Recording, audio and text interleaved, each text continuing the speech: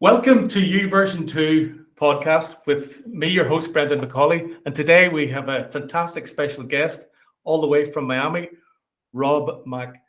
Rob, thank you so much for spending time with us here today. And it's a great pleasure to have a conversation with you. And I'm looking forward to you sharing your life experiences with us and your journey so that we can learn from it. So, Rob, would you like to tell us something about yourself, please? Sure. So the pleasure is all mine, by the way. Thank you so much for having me. I feel so grateful and honored to be here. So I'll give you the PR-friendly intro, and then I'll give you the Rob-friendly intro. So, I'm a positive psychology expert and a celebrity happiness coach and the author of Happiness from the Inside Out. I've worked for about 20 plus years on helping people sort of strike this energizing balance of authentic personal happiness and effortless professional success based on time-tested, face-valid, empirical data and transcendental or timeless wisdom, right? So that's just big words, but that's the PR-friendly version. I mostly think of myself as someone like, I think all of us, who's always sought and wanted to be deeply, truly happy inside, but has struggled more than, or as much as anyone on the planet with that. It's a lot of depression and suicidal ideation early in my life. And so I'm like the least likely person to even be having this conversation, ironically enough. Look how life turns out, how paths can change. It's fantastic. And just as we get into this, a little disclaimer, obviously, that we're going to, and our interaction will be about happiness, your personal life experiences, obviously events may come up. Let it flow. If you're not comfortable sharing, but I think you will be, because we'd love to I'm learn. an open book. I'm an open book. we could remove it from the broadcast, but please relax and let's enjoy this moment. I know it's going to be great. So, simple question, Rob. What does happiness mean to you? Yeah, so happiness can't be explained, can only be experienced, and anything you explain isn't quite the experience. But I would say that it's mostly that experience of peaceful aliveness that is always within you, but not just within you, that is you. So happiness isn't what we do, it's not what we think, it's not a state of mood, it's not even a state of mind, it's a state of being that is always there underneath, above, beyond, between, and below every thought, feeling, perception, and sensation of your life. And so happiness is our true nature. Fantastic. And our challenge is to find that, I suppose. And there's so many distractions in life that can take our attention away from that. So then you give us a fantastic description. When was the last time you were really, really happy? Yeah, right now. I mean, all right, I live for this, Brendan. I live for this, my friend. I spent so much of my life being so deeply depressed, so stressed out, so anxious, so self-loathing and self-hating that it feels mostly like most moments are the happiest moments of my life, just because I'm more in touch with that inherent, innate, and intrinsic happiness that's always there. But that being said, I love these conversations. I live for these conversations. So this is currently the happiest moment of my life. And I mean that quite legitimately. Like I live for these conversations. This is something also I've self-development and personal growth and looked into myself. Obviously, the living in the present moment and the now is one of the key things that we should all learn to do. To avoid the. Actually, I have a little app that sort of gives me inspirational words and some quotes from the Bible and various things. And today it says, "Don't worry about tomorrow. Let tomorrow take care of itself, because you've enough today to deal with." So it's the now. It's learning to just actually live with the now in the moment that's here right now, because we can't make the future, etc., etc. So I've learned that, and I appreciate it. And even in these conversations and these actions and steps and paths that I'm going, I was recently having a podcast with a guy who lived in Scotland as an architect and then moved to Dubai and is doing something similar. He wants to help and reach out to people. It was like talking to my twin, and it's just surreal. It's surreal. And I'm actually loving doing these because you connect with other people. And we're talking about happiness and trying to make other people happy. And how can that be a bad thing? It's fantastic. You're right about that. If there's one thing we need more of in the world, it's happiness. That, and we know from, part of what I love about the work I do is that I get to have these conversations with people like yourself. It is such a thrill. And the other piece of it is that there's so much science to support all this, right? So we know happiness leads to altruism. Happier people are kinder, they're friendlier, they donate more time, money, blood, resources, and it makes them a better person. So the happier you are, you'll notice you're easier to get along with, and you also find everybody else easy to get along with. So if we want a world that feels more peaceful and loving, we certainly want to strive for happiness ourselves, and we'll find that that becomes contagious. The other thing you said, which is just so profound, Brendan, I love it so much, which is that happiness is presence. You know, the more present you are, the easier it is to be happy. The more distracted you are, it feels impossible to be happy. So another, I think, synonym for happiness really is presence. And that doesn't only mean being present to the thoughts, feelings, emotions, sensations, experiences, and conditions, circumstances of your life, but also going deeper into that. And I'd say that there's a state of presence that isn't filled with overthinking or overanalysis, but it's a quieter, cooler, more composed state of being that we all ultimately are. Yeah, I love it. I love it. Would you think that happiness in itself can fade away with time? No. The happiness that people mistake for happiness, pleasure, for instance, so we know there's something called the hedonic treadmill or hedonic adaptation, but it basically means that everything fades, everything wears out, even the most novel, exciting experiences eventually get old, even the worst of conditions and circumstances we eventually adjust to and acclimate to. That kind of happiness, the kind of happiness that I would call not happiness, but pleasure and or just positive emotion that we attribute to an experience, an event, a condition or circumstance, maybe a new purchase, maybe an achievement, that will always fade without question. And that's part of the problem. If you chase or look for happiness in ephemeral experiences, achievements, or acquisitions, you'll always find that happiness is fleeting. But if you look for it where it's eternal and infinite and never fading, you'll find that you experience an unconditional kind of happiness, the only true kind of happiness that I ever really talk about. But yeah, you're absolutely right about that. There are lots of places to look for happiness, but really only one place to find it. I'm a member of Toastmasters here in Turin in Italy, and I did a recent speech on, dopamine hits, and the difference between pleasure and happiness, and how society's created this system where we start to associate pleasure with happiness. But scientifically, happiness, serotonin, pleasure, dopamine, which one outweighs the other? So the more dopamine, the less serotonin. It's quite amazing. But science, as you said, there's the science behind these facts as well. So it's absolutely, and you just nailed it. There's always that trade-off, right? And to your point, happiness, the kind of true happiness that I think we're talking about, is it's pleasurable, but it doesn't equate to pleasure.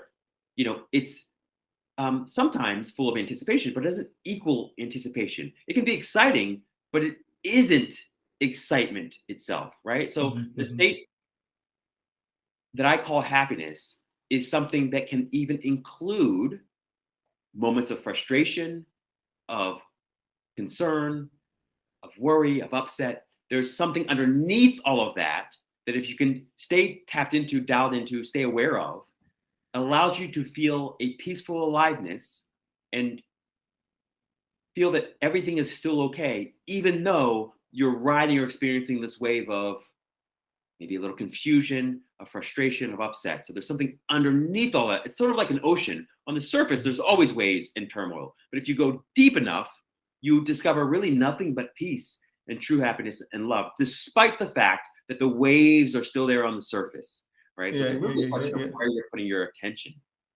Fantastic guidance. I hope everyone listening is learning as we discuss. Now, to an experienced man like yourself, Robert, I think the next question will be relatively easy for you. But imagine if we met each other in a restaurant or a gathering or something like it, and how are you doing now? Who are you? Where are you from? Typically, it's hi, I'm Brad McCauley. I'm a construction manager, and I work in this and this and this, and we define ourselves a lot of the time by what we actually do. So the question of who am I? I'd like to ask Robert to finish the phrase, I am, with whatever you want to finish it with. So Robert Mack, I am. That's it. It was in the silence. I It's in the silence, am. right? I didn't want to keep you hanging for too long, but it's just that's the beginning and end of it entirely. It's just the I am presence. It's just the I am presence. So lots of ways to sort of describe who and what I am. You know, I could say I was most shy in my high school class. I was salutatorian in my high school class. I was the most depressed person I ever knew. I was suicidal. You know, I was a corporate consultant. I worked as a model and an actor for a long time. All these things, you know, I'm a brother and I'm a, you know, son and all these things. And yet, none of them describes the true I. So we have thoughts, but we're not our thoughts. We have a body, but we're not our body. We have a job, but we're not our job. There's something that's aware of the thoughts, the sensations, perceptions, the job. That's not it. That awareness is thoughtless, wordless, faceless, formless, infinite, eternal. That awareness is what I simply call the I am presence. But it's that knowing that you simply exist. So before you know what you are, you know that you are. And that which you are is silent, right? Anyway, so I don't know. I don't want to draw people into more and more esoteric or abstract conversations. But yeah, for me, the I am is in the silence there. Fantastic. It's a great response. We can all learn from that when we ponder on what you've just said. Anyone who's listening, I suggest you pause, rewind, and listen again to what's been said, because it's profound stuff. So, Robert, I'm sure that we already know a lot of what you do and what you do to spread the word of happiness and love throughout the world.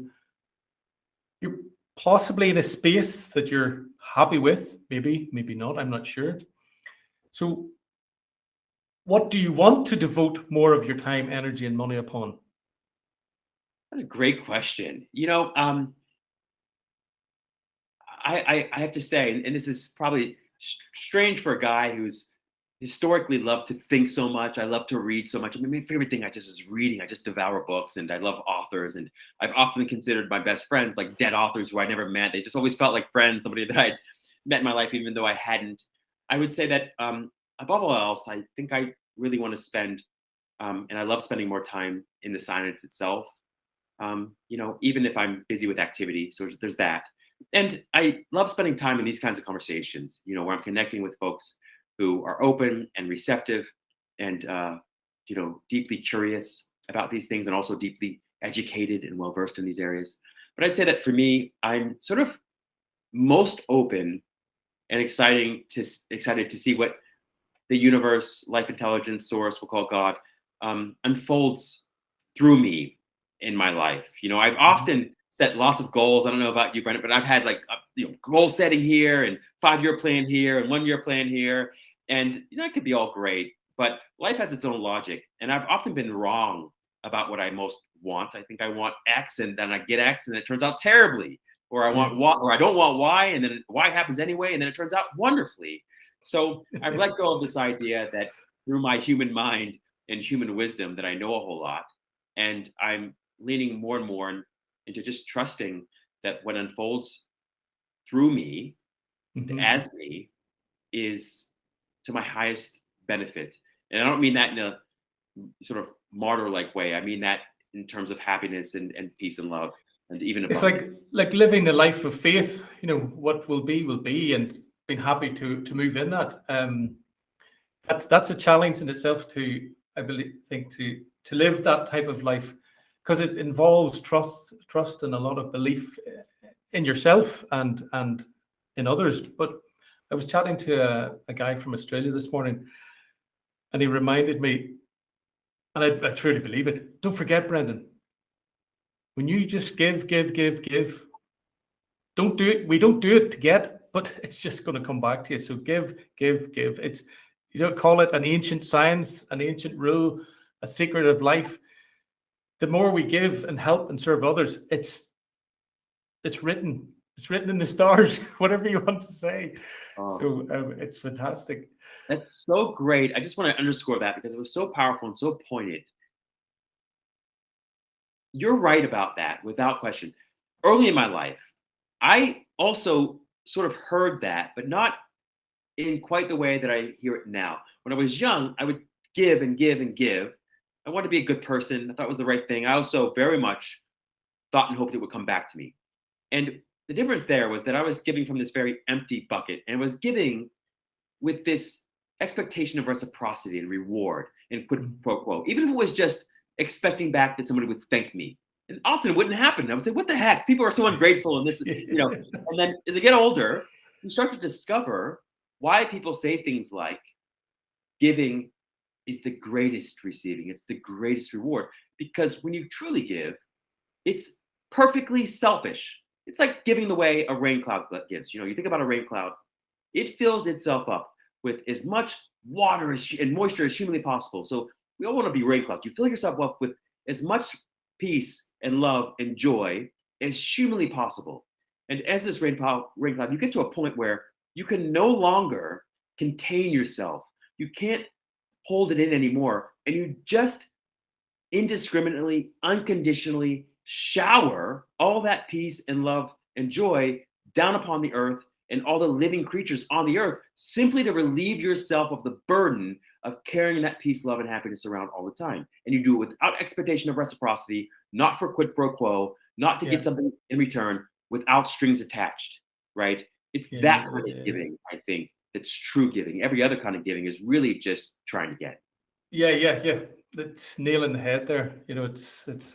I loved your nature analogy, using the cloud and things like that. And I think also I have found, certainly in recent years when I've moved to where I now live, just being surrounded by nature in itself and listening to the birds and see, like we're in spring now, and seeing the growth and the blossom. That just the analogy of nature, it does something about us and in our lives, and pondering on it and thinking about it. Like, I just love going out for a walk in the garden, or there's a forest behind me, and just listening, or watching and observing. And there's so many analogies I can do, because I like gardening as well, and vegetable patch, whatever, because thankfully here in Italy it's warmer than Ireland, so I can actually grow stuff. But it's just beautiful. And nature does something for us as humans. It's something I think is profound. And these analogies are fantastic. I love them. You nailed it, Brendan. That's exactly right. You're spot on. I love spending time in nature. I love spending time in, particularly next to beaches, next to big bodies of water. And you're right. I mean, if we look at it, all of nature is perfectly blissful except for humankind.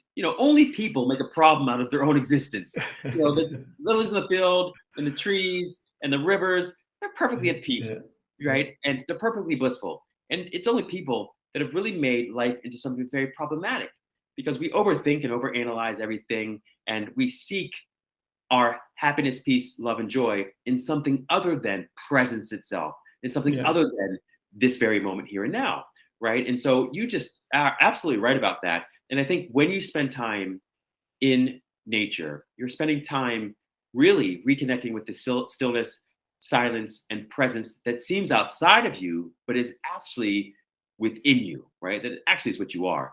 But yes, it's extraordinarily life affirming. Yeah. And, I mentioned some things. I would go out for a walk in nature and various things to seek comfort or solace. Is there things that you like to do, Robert, to seek comfort or to relax? Or Absolutely. I mean, particularly at the very beginning of my happiness journey, at least in this lifetime, I spent a lot of time exercising. For me, getting out and running was very helpful, because if I could exhaust my body, my mind could finally rest and relax. That was one thing. I still exercise a lot first thing in the morning. Very helpful. Yeah.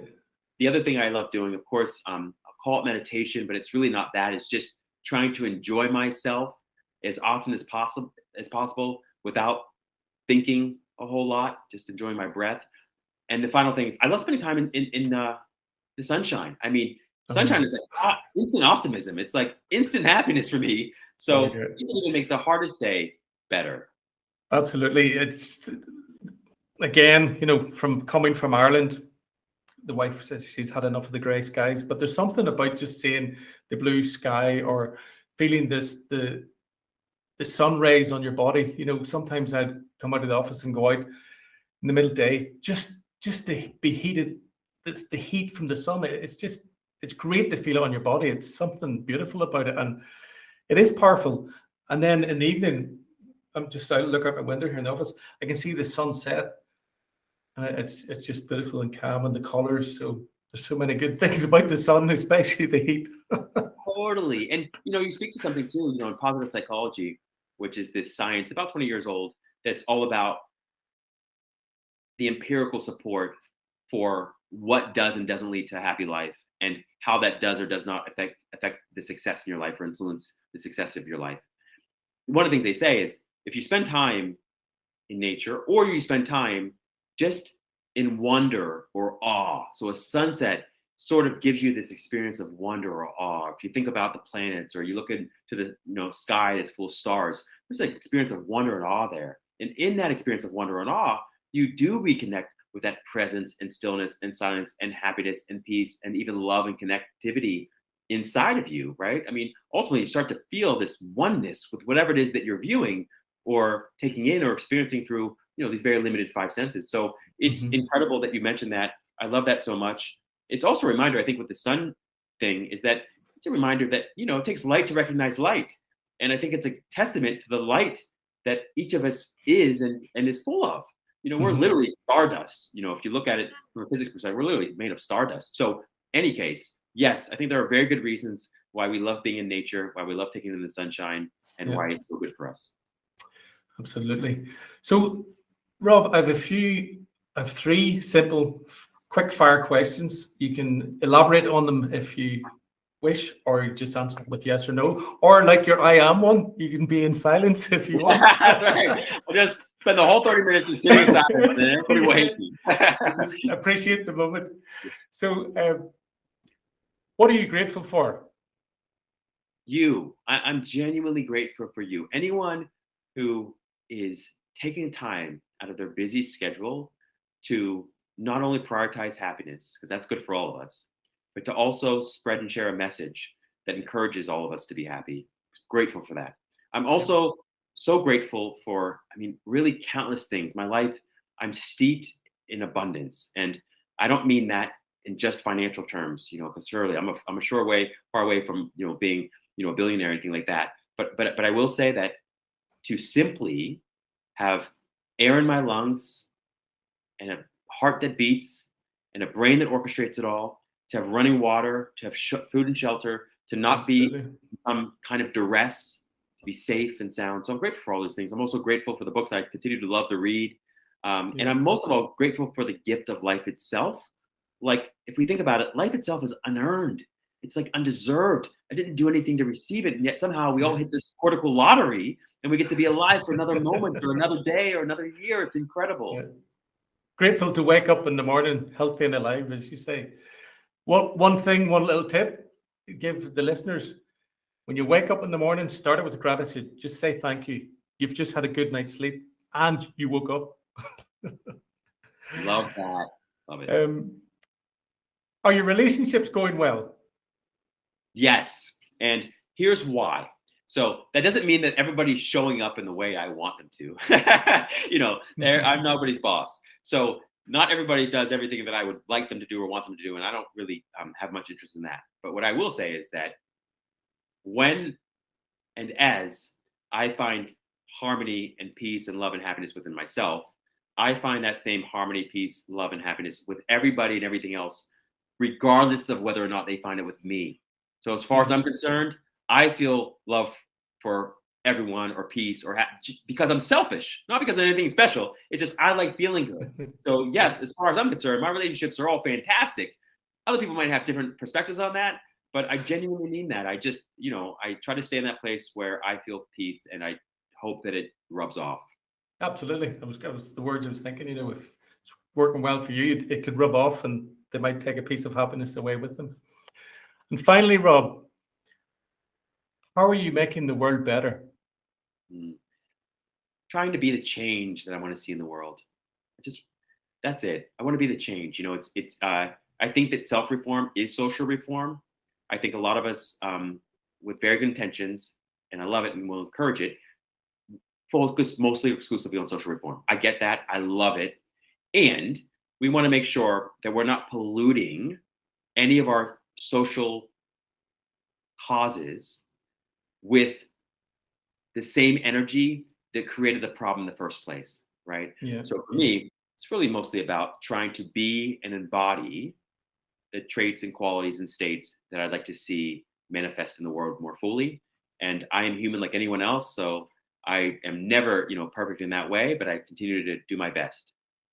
I would say you hit on something there. The change starts from within, and that's when I realized that in multiple questions, multiple things, until I decided to do something and make that change. People could advise me all day long and give tips. And I said, why did you try this? I said, okay. But until I decided and then started focus on myself and self-awareness and changing those things, I could be giving advice all day, nothing would happen. And that happened. And I appreciate it. And I realized it wasn't all the other things in the world that were having the problems. The problem was me. I needed to change. And I started to change. And I want to help others to do that change, because when we do have that self-awareness and make that change, as you alluded to earlier on, that can brush off on so many other people. And ultimately, we can spread the word, spread the love, spread the happiness. So, so good. You just nailed it there. I just want to reflect back the wisdom of what you said there, because it's so true. It's like when we change, the world changes. Our experience of the world changes immediately. But also, just by us changing, we influence people to change in a much bigger, better way. I think we can show people better than we can tell them. We can teach people better through our living, shining example than we can with our words. We're always trying to preach to each other. And I love words, but I also recognize that words have been very helpful in my life. But more helpful than that has been to see and feel and experience a person who is a walking, talking, living light and example of what I want to be. So I've exhausted my questions. I've truly enjoyed this conversation, Rob. I could continue talking to you all night long, but I'm sure you have things to do. And I have my wife and kids upstairs waiting for dinner. But I know that goes, yeah. But that's it. There's another thing, simple thing. And I learned that, I think, from growing up in my large family. But my parents every evening made sure we all sat down together and had dinner. And there's something powerful about that, sitting with friends or family, just that time to get together in the evening after a busy, hectic day with all the challenges that we have, whether it's school or work or life. Just that eating. I love barbecuing. I love inviting people around and spending time together, because that's a great opportunity to spread a bit of love and happiness. Because when people have food in their stomach and it's good, they're happy. Yes. In a way, it's our first love language, or maybe we'll call it the second, but it's just right? That's sustenance and food. And one thing is true is that even if you're having a tough time with someone, you still connect through experience of sharing or having food together. Yeah. So I've enjoyed having this food for thought this evening with you, Rob, and I really appreciate it. And I look forward to having more conversations with you. And everyone, I suggest you go and check Rob out. You'll find him on the website, coachrobmack.com, and you'll find him on Instagram and the usual social media platforms. Full of positivity, full of a great message. Go read his book. You'll learn something new every day. So, Rob, thank you so much. I appreciate you and I appreciate your time. My pleasure. I appreciate you. Thank you.